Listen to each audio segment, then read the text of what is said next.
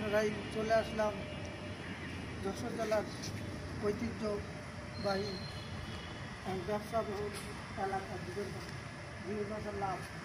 এই জিবিরগাছা উপজেলা পরিষদ এবং জিবিরগাছা শিক্ষা অফিস ব্যাংক এবং ওই পাশে আছে জিবিরগাছা ফায়ার সার্ভিস এবং উপজেলা মুক্ত পরিষদ